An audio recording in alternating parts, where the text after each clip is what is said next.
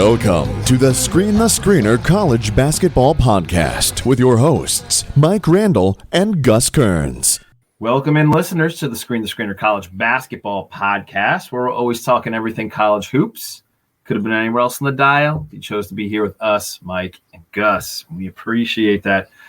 Mike, we haven't chatted for a tiny bit, in the same hemisphere or same stratosphere. So, what's on your mind? How is March Madness / April openings treating you? Well, I guess it's time to stop fading North Carolina. I think I've ridden that train. It's almost, Gus, like Thelma and Louise. We went off the cliff. I have never, ever, in all our years of watching the tournament, which for me goes back to 85, I have never seen a team do a complete 180 under a first-year coach. People on Twitter brought up Kevin Ollie with Shabazz Napier. He was not a first-year coach. That was 2014. He started in 2012, but they were suspended or whatever. Okay, fine. Correct. Yes, Dr. Tony, thank you, Dr. Tony, brought up when Steve Fisher replaced the former Michigan guy to start the tournament. Right, but he didn't really coach them the whole year. Right. And they had 5 players, 4 of which made the NBA. Maybe Ray Jackson did for a short time. I don't know. I've never seen this. I've never seen it. I continue to fade them, and they continue to stick it to me. And I tweeted Gus after the run to start the second half. I wrote, how is this team not undefeated? Armando Bacot is a walking 15-15. Okay, yes, I'm selling him short because he had 21 rebounds. Sorry. Right. RJ Davis and Caleb Love look like the best backcourt in the entire country. I have faded Brady Manick into oblivion, and I'm celebrating hitting his under 2.5 3-pointers made until he sticks one more in about 2 minutes left. Okay, and by the way, I was hoping his feet were on the sideline. They were not with the second one. That was incredible. I felt like I was going down then. Leaky Black is the defender of the year. They have no bench. It doesn't matter. Puff the Magic Dragon Johnson comes in and banks 2 free throws.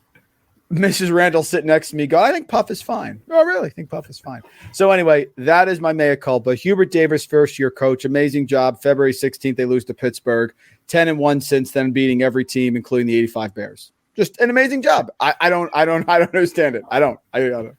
Well, I like the symmetry that you had there of going back to when we first started watching like these games and this particular event back to 1985, and you brought it back to the 1985 Bears. Well done, well played, as always. Here are my 2 takeaways. Number 1, everybody made a big deal about, North Carolina is not playing with their traditional 2 bigs anymore. They're not going to run their delayed break.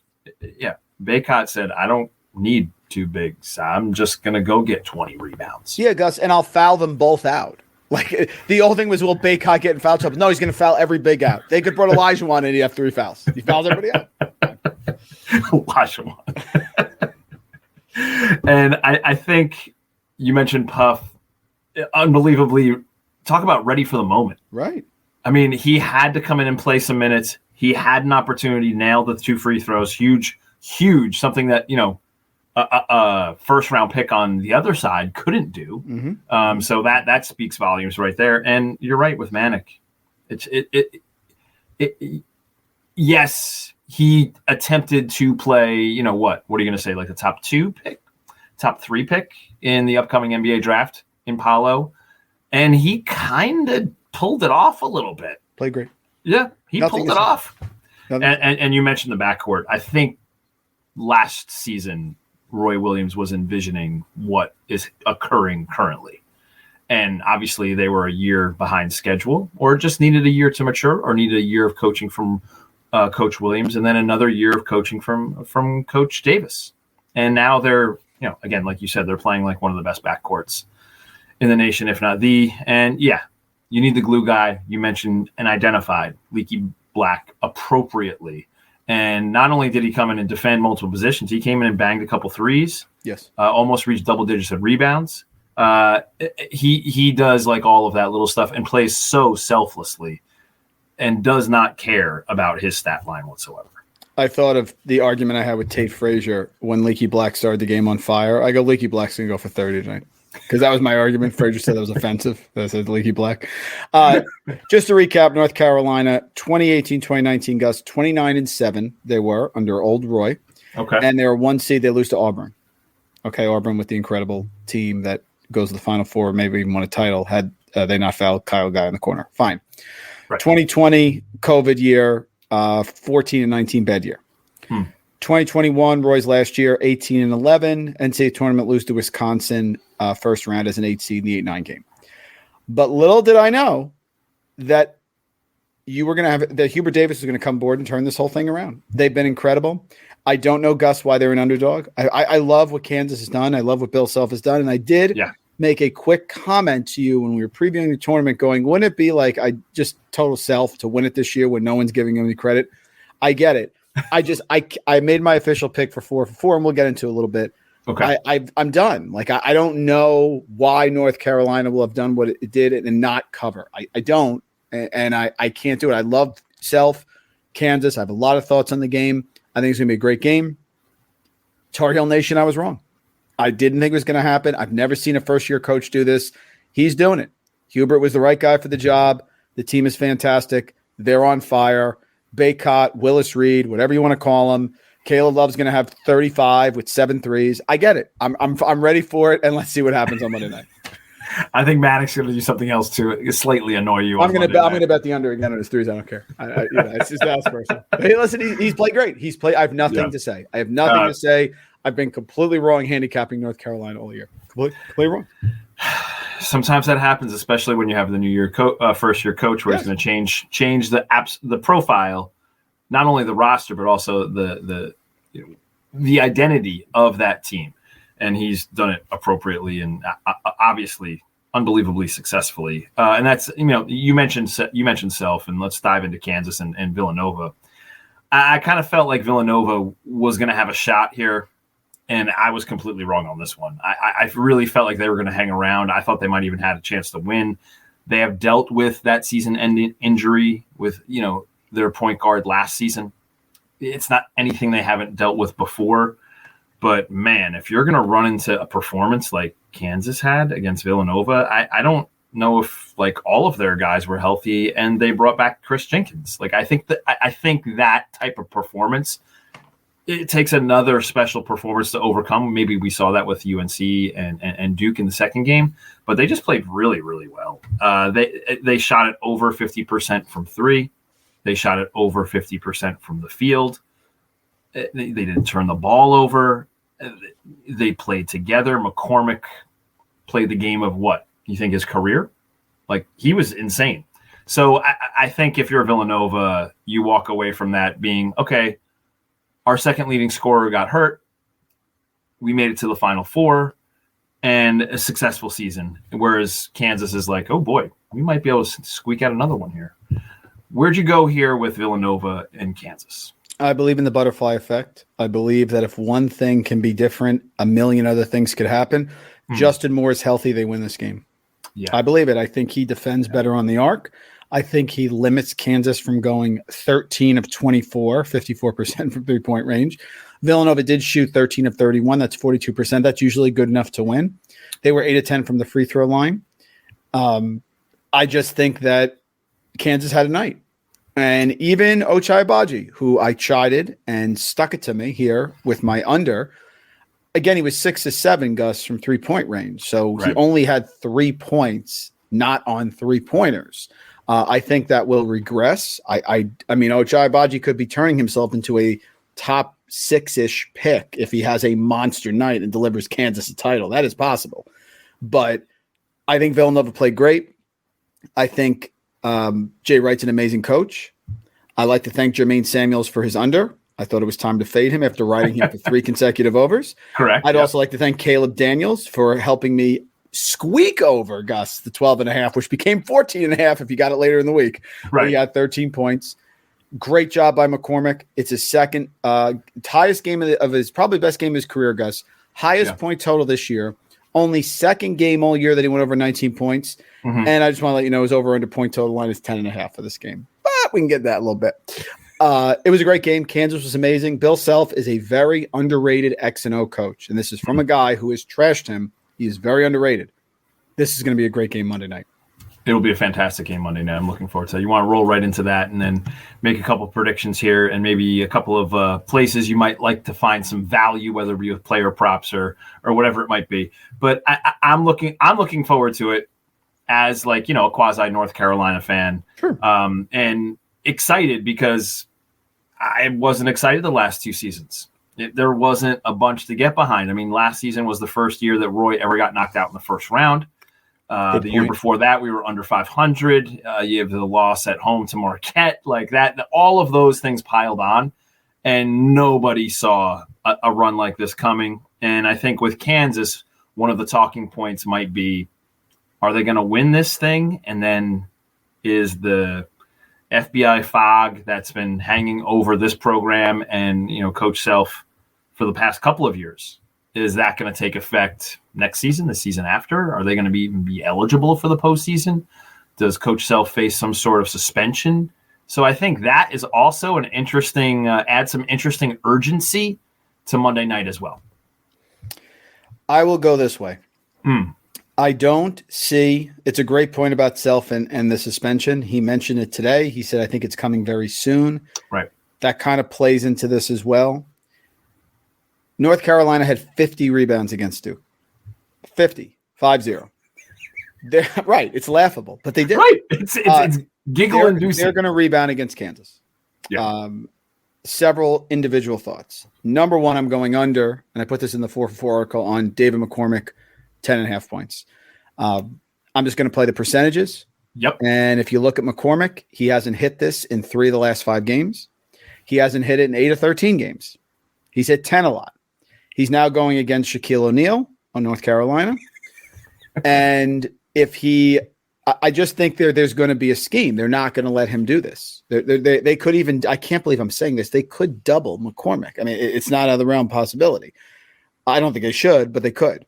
But if I saw Baycott get Mark Williams and Theo John in foul trouble, he could get David McCormick in foul trouble. In 2 possessions. In 2 possessions. So It's only, the juice is only minus 105. The juice is actually stronger to the over at minus 120. So you have to bet 120 to 100 if you want the over. You only have to bet 105 to 100 on the under. So Vegas is saying they think he's going to go over. We're going to go the opposite and take the under there. As far as shooting, and again, I don't understand, Gus, why this wasn't talked about more. RJ Davis is shooting 37.7% from three-point range this year.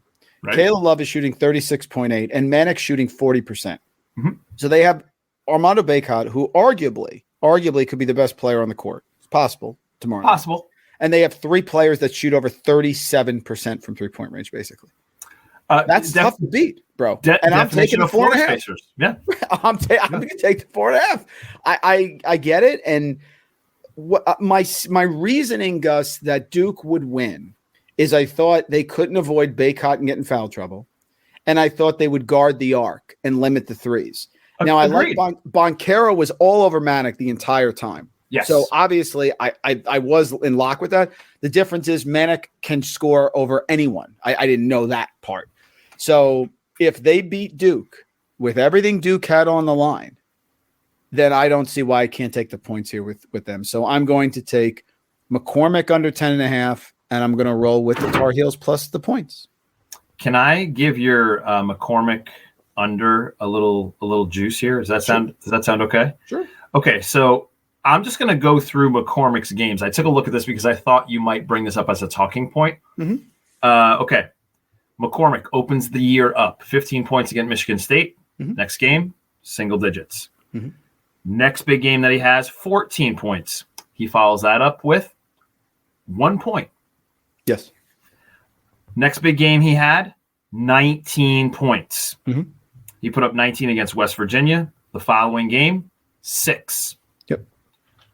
Next impactful game, 14 points against a ranked Iowa State team. He followed that up with and then got on a decent streak of just 9 points. Mm-hmm. His next offensive explosion, quote unquote, is 19 points against West Virginia. Again, obviously he liked playing them. He followed that up with 5 points. Mm-hmm. After his 22-point performance against Texas in an overtime win, he followed it up with 9 points. Following his 18-point game against Texas Tech, he followed that up with 16 points. I'm sorry, he followed that up with just 9 points. Then finally, 18 points. If he did have back-to-back 15 and 25, so obviously you're trending, but I'm with you. Like every single big game that he's had, he's followed it up with a single-digit performance the following game.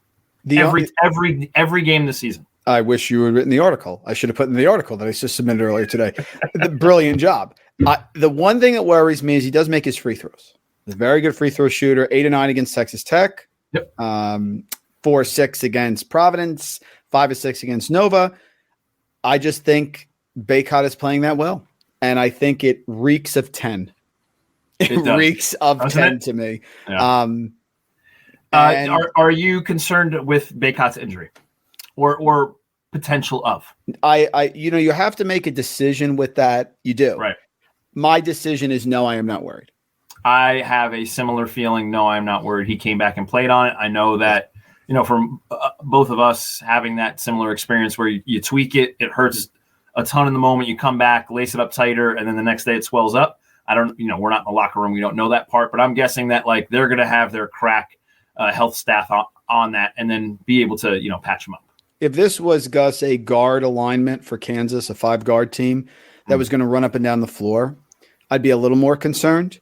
Not against McCormick. I think he can stay with McCormick. I don't think he's going to, they'll bring Lightfoot in. I'm excited. I'm really excited. Yeah, you know me, I get very upset when there's like an injury. It really ruins it for me. So when he went out, I was so bummed. Even though I had Duke, I'm like, this stinks. This game is epic. It should not end like this. So when he came back on the floor, I was just excited because that was a perfect. That was like the perfect part of the last act of that, of that performance. It needed to go that way for sure. It was also perfect for the North Carolina +3 live line, but that's not either. I'm glad you jumped on that. That's beautiful. When you see the Titanic going down, Gus, you might as well not grab a deck chair and look for the life. AJ Griffin, can you make a shot? My wife's like, wait, didn't he play at Stepanak? Yes, hon, he did play at Stepanak. He's not isn't he a projected lottery pick? Yep. Yeah. She's like, well, this other guy played a step, and yes, RJ Davis is scoring a lot. I love that you guys are going back to the whole because we live there, so we passed it so many times going to Whole Foods, and you know me, Gus. I'm like Stepanak. That's a great name, Archbishop Stepanak. Okay, so now of course we're sitting here, and there's 2 guys from Stepanak: RJ Davis, who is Westchester's all-time leading scorer, and AJ Griffin, who's open when he gets off the bus. Griffin can't hit the broadside of a barn. Davis is lighting me up. It's great. It's great. So I have one angle. I think after getting matched up against Paolo, I think Brady Manick is going to look at Jalen Wilson and be like, okay, you're a step slower, you're 2 inches shorter, and you're not as athletic. Yep. I think he's going to look at that matchup and be like, I can do something here with this. So I kind of like that as an advantageous matchup for the Tar Heels.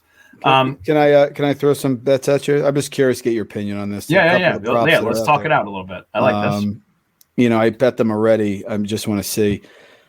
I took Remy Martin under 11.5. Great call. I like Remy. I like what he does. I don't think North Carolina is going to let somebody go off on them. I as a guard, I don't think they're going to let Remy go off. Yeah, and Remy get a little nuts. And I can see Self not trusting him a lot in this game.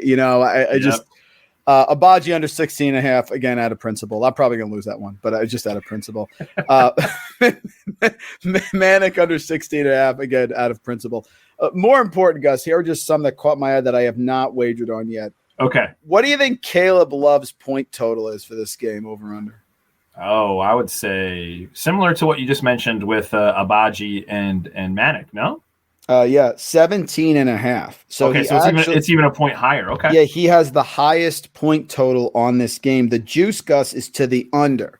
So if you're going to try to get the under, you got to get -130. The over is -105. So basically, they're saying they kind of think he's going to be under. But I think it's interesting. Caleb Love, highest point total of any player in this game. What do you think? Very interesting. I would take the under on that, but I would think about taking the over on both Agbaji and Manick. I know you just mentioned that you liked the under on both of them. I'm going to go with your big player principle. I know that Agbaji has not really stepped up in these big game moments. No, he could, yeah. Listen, you said top 6 pick. Maybe I'm not willing to go like that high with Agbaji, but I am saying like maybe he sneaks into like if he has a giant game, maybe his name gets mentioned at the end of the lottery. Yeah, I mean, let's say it's literally like $1 million game for him. Yeah, let's say he drops 25 and they win the title. Could he be a top 10 pick? Could be top 10. I still think end of the lottery. End of the lottery. But I think if he bombs it, he's in the 20s, and then you're looking at literally a difference of $1 million. I mean, Macklemore and Wayne Selden made it, so I mean, I guess he got to make it. Yeah, sorry. Leaky Black over under 6.5. Gus, you can get plus odds on 6.5, plus 110. So if you wager 100 on 6.5 league, you get 110 back. The under is minus 144. No one's taking the under at minus 144. No, I mean, 6.5. It's a 3, a breakaway layup, a made foul shot, and an offensive rebound. Plus 110 for Leaky Black, 6.5. Guys, take a look at it. I think we just wrote the script for that. Deshaun, who do you think DeJuan Harris is going to go on? I think he has to go on Love. Yeah. All right. Yeah. So that could play into. He's been magnificent, and again, not just because he held Cam McGusty scoreless for basically 12 minutes of that game, which was insane. That was an unbelievable defensive performance. I thought that was Denny at 14 at the half, and then here comes DeJuan Harris lockdown. That's pretty much it. What do you think Jalen Wilson's point total's at? I bet he's at 12. Yeah, he's at 12.5, but plus odds on the over. So Vegas is linked to the under. That's another interesting one. I always like the plus. That is an interesting one too. I think I like the Manic matchup there because I have a feeling they'll be matched up against one another. One last question for you. Is this where Self pulls out one of the junk defenses or something different? Yes, he does. He's always shocked me that there was a regular season game, folks, and we know our friend John, his wife Jill down in Tennessee, listen, everyone on our podcast, right? Where I was ripping on Self coming into it's Kentucky and Kentucky. It's Kentucky and Kentucky, and he pulled out the triangle in 2. Yeah, it was years ago in regular season game 1 in Kentucky. I would think he's got something cooked up here. I think he has something cooked up too. I think that Raph is going to be all excited to call like man to man, and he's going to have to say like diamond in 1 or something, something crazy like that. Yeah. The coaching advantage goes to Self, but I thought the coaching advantage went to Krzyzewski. And I think North Carolina, I've learned to do this, Gus, with betting. It's a coin flip game. I'm going to take the points. If I can't figure it out, why not just take the point? It's not correct. 1. It's 4.5. That's substantial. Right. Correct. It's when it's over a possession, that means it matters. So that's something to pay attention to. If it's under a possession, if it's 2.5 or under, then you're dealing with a true coin flip. But like if you can't figure it out and you're getting some, grab them. Folks, it's a great game. It's been a great tournament. I understand that some of the games have not been super exciting lately, but that was an epic basketball game the other night between Carolina. It was epic. That sequence, like 5 minutes left, where like they just kept making shots. It was. I put out as pornography. It was basically pornography is what we're watching. It was. Great job by North Carolina. We got the Roy Williams Bowl. Who's happier than Roy's? Coach both teams. And either Self's going to get his second, in which case, whether he gets suspended or not, nobody cares. I mean, 2 is big. Calipari has 1. 2 is big. 2 is Dean Smith got 2. 2 is a big deal. Or Hubert Davis is going to cap the greatest run by a first-year coach in NCAA history and say, we lost to Pittsburgh on February 16th. We're national champions. At home. I mean, and that's the beauty of the sport. Mm-hmm. The sport gives you all these opportunities as a team, a program, as a coach to hit the restart button a couple of different times during the season. And North Carolina obviously has taken advantage of the restart button for the 68 team tournament that we are enjoying, thriving, and loving. And I'm going to be a little sad to see it go, to be honest. But Mike, last little question. Did you have a favorite game or a favorite player that you really enjoyed watching during this particular tournament? It doesn't have to be a big team, but maybe a favorite game or a favorite player, something that you really got locked into or something you felt great about, or just a player you're like, oh, wow, I really liked watching this particular student athlete. What an absolutely fabulous question. Gosh, give me a second here, guys. Why don't you go first? Because I haven't thought of this. This is a fabulous, fabulous question. The coach for me, I'll say the coach right away, is TJ Alselberger of Iowa State. I mean, that turnaround, it's so under the radar. It really shouldn't be, but just a magnificent coaching job. He really did. So to me, Alselberger coming from UNLV, going to Iowa State, taking over the program, having a style that he stuck to that was successful. Bravo. I think one of my favorite games was that Illinois-Chattanooga game. Mm-hmm. I mean, that Chattanooga led for, 37 minutes or maybe even more than that. And then Illinois pulls that out. And that was like the beautiful, 4-13 upset that you were looking for. And everybody was clamoring for, and you almost got there with it. That was one of my favorite games to watch during this particular run. And I think if I was going to pick a player, I think the player I would pick is, to be honest, the player might be Kevalume from Creighton. I think he opened a lot of NBA eyes in that first game, and then showed he belonged on the court with Kansas, who's playing the national championship game. So I think he's the one player, that we kind of keyed into viewing the Big East tournament, but then he really showed out in those two particular games, whether it be for an impactful play or for an impressive stat line. I would say a couple games that jumped out at me. First of all, I loved watching Miami versus Auburn. Yes. One, I called it. I called it when the bracket came out. You did. Two, I don't know. Maybe it was Jordan Miller. Whoever pulled up from three with about 10 minutes left with no one under the basket and banged a three. Whoever shot that reeked to me of the Giddy Potts game. Remember I told you this is a problem. Yeah. As soon as Miami hit this is an issue. As soon as Miami hit that game, I mean, I must have hit the live line. My finger must have fell. It was over. It's just one of those things. You're watching basketball, it's over. I really enjoyed that game. I really enjoyed, even though I got it wrong, Michigan State Duke. I thought the Spartans were going to do it. Tyson Walker felt good, made some shots. Duke just made some great shots at the end. That was a lot of fun to watch. And then I think we have to end, this little bit of the conversation and maybe even, just we'll, find the finish line with the podcast here. It's just St. Peter's, they absolutely incredible run. Looked like they belong on the court every single game until their final game against UNC. And I so impressed with what Coach was able to do, and glad that he's going to, quasi stay home and help out Seton Hall find their way back to prominence in the Big East. That would be it for me, brother. It would be St. Peter's Purdue was awesome to watch. Doug Eggert's wonderful. So is Casey and Defu, because he's one of our guys for years. Right. That would be my answer to you. Obviously, St. Peter's, a little cliche, 67-64 over Purdue. They beat what I didn't think they could do. Eggert with the mustache, Casey and Defu, underrated. We knew about him because of St. Peter's. That's my answer. Yeah, absolutely. Hey, listeners, if you like what you're listening to, please don't forget to give us a follow on Twitter at SDS Podcast. Efficiency of keystrokes, of course. Please go support Mike in all his endeavors over at 4for4 and Betting Pros. And, of course, give him a follow over at Randall Rant. Really like what you're listening to? Go ahead and leave some kindness. I know that you're going to be jamming in all the information that you can get. That's why we kept this one nice and tidy for you. Maybe to take a commute, a lunch hour, something of that nature.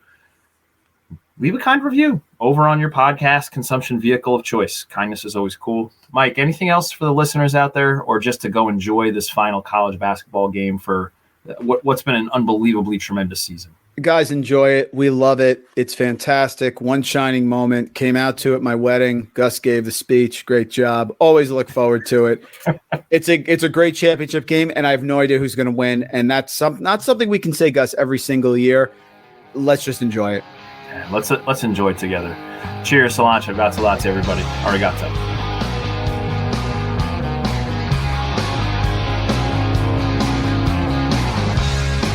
I'm addicted to the appetite.